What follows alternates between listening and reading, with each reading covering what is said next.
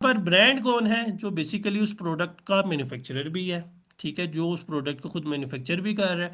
ठीक है, तो हमने क्या करना है, हमने बेसिकली उस ब्रांड से डायरेक्टली कांटेक्ट करना है कि भाई हम अमेजोन सेलर्स हैं, हम आपकी प्रोडक्ट अमेजोन पे सेल करना चाह रहे हैं, आप बराए मेहरबानी हमें इजाज़त दें ताकि हम आपसे प्रोडक्ट परचेज करके अमेजोन पे सेल कर सकें।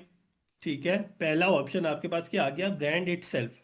ठीक है, दूसरे नंबर पर अगर ब्रांड कहता है कि नहीं भाई, मैं तो आपको अप्रूवल नहीं दे रहा। ठीक है, हाँ लेकिन मेरे कुछ डिस्ट्रीब्यूटर्स हैं, आप उन डिस्ट्रीब्यूटर से ले सकते हो। ठीक है, जो जैसा कि मुझे बहुत सारे ब्रांड्स अपने डिस्ट्रीब्यूटर्स दे देते हैं। ठीक है, तो अब बेसिकली पहले तो ये डिफरेंस समझें कि बेसिकली ब्रांड और डिस्ट्रीब्यूटर में क्या फर्क होता है। ठीक है, अब ब्रांड जो है बेसिकली अपनी प्रोडक्ट का मैन्युफैक्चरर होता है। ठीक है, वो खुद से प्रोडक्ट को मैन्युफैक्चरर भी कर रहा होता है। इन शॉर्ट आसान अल्फाज में बताऊं तो वो अपनी प्रोडक्ट को ऑन कर रहा होता है। ठीक है, डब्ल्यू के एसेंशियल हब की अगर कोई प्रोडक्ट्स होंगी तो वो डब्ल्यू के एसेंशियल हब की अपनी प्रोडक्ट्स होंगी। ठीक है, कोई और उसको सेल नहीं करेगा मेरी परमिशन के अलावा। लेकिन मिसाल के तौर पर डब्ल्यू के एसेंशियल हब दे देता है अदनान को परमिशन कि भाई आप मेरे से बल्क में लो और आगे लोगों को बल्क में देते रहो। जैसे आजकल आपको पता नहीं है, जगह जगह डिस्ट्रीब्यूशनशिप हो रही होती हैं। ठीक है, डिस्ट्रीब्यूशनशिप मिल रही होती हैं बड़े बड़े ब्रांड्स की।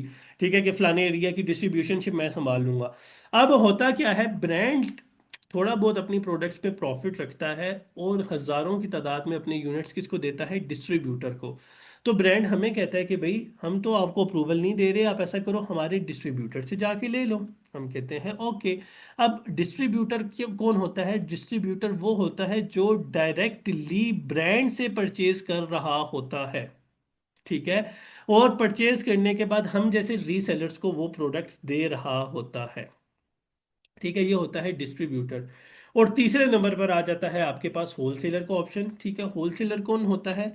जो सम टाइम, होलसेलर वो होता है जो सम टाइम ब्रांड से डायरेक्टली परचेज कर रहा होता है और सम टाइम वो डिस्ट्रीब्यूटर से भी परचेज करके हम अमेजोन सेलर्स को या दूसरे नॉर्मल जो शॉप्स वाले सेलर होते हैं, ठीक है, उनको प्रोडक्ट्स दे रहे होते हैं थोड़ा बहुत मार्जिन रखकर। ठीक है, अब बेसिकली इन तीनों में फर्क थोड़ा सा डिफरेंस होता है। ठीक है, कुछ प्रॉस एंड कॉन्स होते हैं। ठीक है, प्रॉस एंड कॉन्स क्या हैं वो अब आपको बताता हूँ। ब्रांड की तरफ जाने का सबसे बड़ा नुकसान ये होता है, नुकसान तो नहीं कह सकते इसको, ठीक है, लेकिन एक सबसे बड़ा हमारा एक मेन कंसर्न होता है कि ब्रांड का MOQ बहुत ज़्यादा हाई होता है। अब बेसिकली MOQ क्या होता है? Minimum order quantity. Minimum order quantity का ये मतलब है कि जब हम ब्रांड के पास जाते हैं कि भाई हमें ये प्रोडक्ट्स आपसे परचेज करनी है ताकि हम अमेज़ोन पे सेल करें, तो ब्रांड हमें कहता है कि हमारा MOQ यानी मिनिमम ऑर्डर क्वांटिटी, यानी ब्रांड के कहने का मतलब होता है कि आप कम से कम जो हमसे आपने जितने यूनिट्स परचेज करने हैं ना, ठीक है, वो यूनिट्स होंगे 5000। अगर आप 5000 हमसे यूनिट्स परचेज कर सकते हैं तो हम क्या करेंगे, आपको हम अप्रूवल देंगे, अदरवाइज हम अप्रूवल नहीं देंगे। ठीक है, ये होता है पहला साइड इफेक्ट। लेकिन जिन लोगों का बजट अच्छा है उनके लिए ये भी प्लस पॉइंट है। दूसरे नंबर पर क्या है कि जो आपका ROI होता है वो हाई हो जाता है ऑटोमेटिकली। क्यों? क्योंकि हम डायरेक्टली ब्रांड से परचेज कर रहे हैं, बीच में कोई भी मिडल मैन इन्वॉल्व नहीं है अब। ठीक है, हमने डायरेक्टली किससे परचेज कर रहे हैं? ब्रांड से। लिहाजा ब्रांड से परचेज करने का एक प्लस पॉइंट क्या है कि हमारा जो ROI है, ठीक है, ROI basically stand for return on investment. यानी कि आसान अल्फाज में समझाऊं कि आपको आपकी इन्वेस्टमेंट पे जो रिटर्न आ रहा है यानी जो प्रॉफिट आ रहा है, ठीक है, आसान अल्फाज में समझाऊं तो हाई प्रॉफिट मार्जिन को ROI कहते हैं। ठीक है, अब क्या है, ब्रांड से परचेज करने का जो फायदा है वो क्या आपको बता रहा हूं कि उनकी तरफ से आपको जो प्रॉफिट मार्जिन मिलेगा वो अच्छा प्रॉफिट मार्जिन मिलेगा। लेकिन दूसरी तरफ मैंने एक और चीज बताई है कि कुछ ब्रांड्स आपको ऐसे भी मिलेंगे जिसका जो MOQ होगा वो 50,000 $60,000 होगा। ठीक है, अब जो लोग उसको परचेज कर सकते हैं वो करेंगे, अदरवाइज उनको छोड़ना पड़ेगा। समझ आ गई? तीसरे नंबर पर सबसे जो बड़ा फायदा है वो क्या है? ठीक है, 90% चांसेस हैं कि ब्रांड हमेशा आपको ऑथेंटिक किस्म का ब्रांड मिलेगा। ठीक है, ब्रांड में स्कैमर्स होने के चांसेस बहुत ज़्यादा कम होते हैं। ठीक है, एक ऑथेंटिक होगा। ठीक है, एक और फायदा क्या होगा कि अमेजोन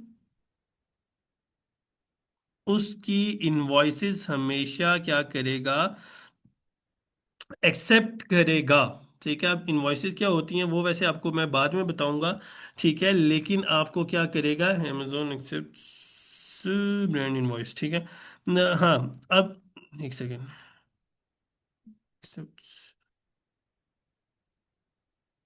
ये नहीं। ठीक है, सबसे बड़ा फायदा क्या है कि अमेजोन आपकी जो ब्रांड की इनवॉइस है वो हमेशा ऐसा होता है कि अमेजोन आपके ब्रांड की इनवॉइस डेफिनेटली क्या करता है? एक्सेप्ट करता है। ठीक है, ये फायदे हैं ब्रांड की तरफ जाने के। ठीक है, अब जिन लोगों का बजट बहुत ज़्यादा अच्छा होता है, ठीक है, उन लोगों के लिए एक बड़ा प्लस पॉइंट होता है ब्रांड के पास जाने का। ठीक है, अब मैंने आपको डिटेल में बता दिया सारी चीज़ें। ठीक है, अब दूसरे नंबर पर आ जाते हैं डिस्ट्रीब्यूटर। ठीक है, डिस्ट्रीब्यूटर की तरफ जाने का पहला फायदा क्या है? लो एमओक्यू। ठीक है, लेकिन दूसरा नुकसान भी क्या है? लो प्रॉफिट मार्जिन। उसका रीज़न बता दूं आपको अभी। ठीक है, मार्जिन। ठीक है, तीसरे नंबर पर क्या होता है? डिस्ट्रीब्यूटर जो होते हैं अनऑथेंटिक कर दें। डिस्ट्रीब्यूटर बहुत सारे जो होते हैं वो होते हैं स्कैमर भी होते हैं। ठीक है, और अनऑथराइज्ड भी होते हैं। ठीक है, अनऑथराइज्ड कर सकते हैं या अनऑथेंटिक भी कर सकते हैं। ठीक है, अनऑथेंटिक कर लेते हैं हम। ठीक है, आपको अभी डिफरेंस समझाऊंगा अनऑथेंटिक और अनऑथराइज्ड में क्या डिफरेंस है। ठीक है, या होते हैं वो अनऑथराइज्ड। ठीक है, अब ठीक है, अनऑथराइज्ड होते हैं। ठीक है, और सम टाइम ऐसा होता है अमेजोन नॉट,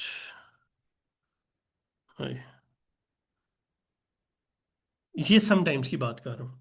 अब ये सारे के सारे डिस्ट्रीब्यूटर के पास जाने के नुकसान होते हैं।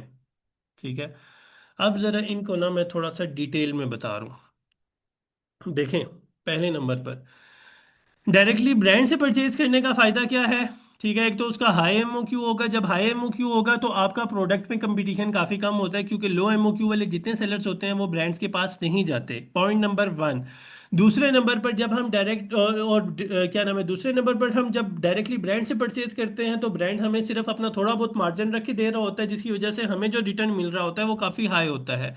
अगर उसी को आप डिस्ट्रीब्यूटर के साथ कंपेयर कर रहे हो तो अगर ब्रांड का एमओक्यू 50,000 है तो मे बी डिस्ट्रीब्यूटर आपको $2,000 वाला भी मिल जाएगा, यानी जो आपके बजट के अंदर अंदर आएगा। ठीक है, लेकिन ब्रांड से अगर आप डायरेक्टली परचेज करेंगे तो आपका जो आरओआई होगा या प्रॉफिट मार्जिन होगा वो काफी हाई होगा, लेकिन जब हम डिस्ट्रीब्यूटर से डायरेक्टली परचेज करेंगे तो प्रॉफिट मार्जिन काफी ज्यादा कम होता है। ठीक है, दूसरे नंबर पर नेक्स्ट पॉइंट क्या है कि हमारे 90% ब्रांड ऐसे होते हैं जो ऑथेंटिक होते हैं। कुछ ब्रांड स्कैमर्स होते हैं, वो इंशाल्लाह नेक्स्ट क्लास में बताऊंगा कौन से ब्रांड स्कैमर्स होते हैं, हमें कैसे पता चलेगा कि ये ब्रांड स्कैमर्स हैं। ठीक है, और डिस्ट्रीब्यूटर्स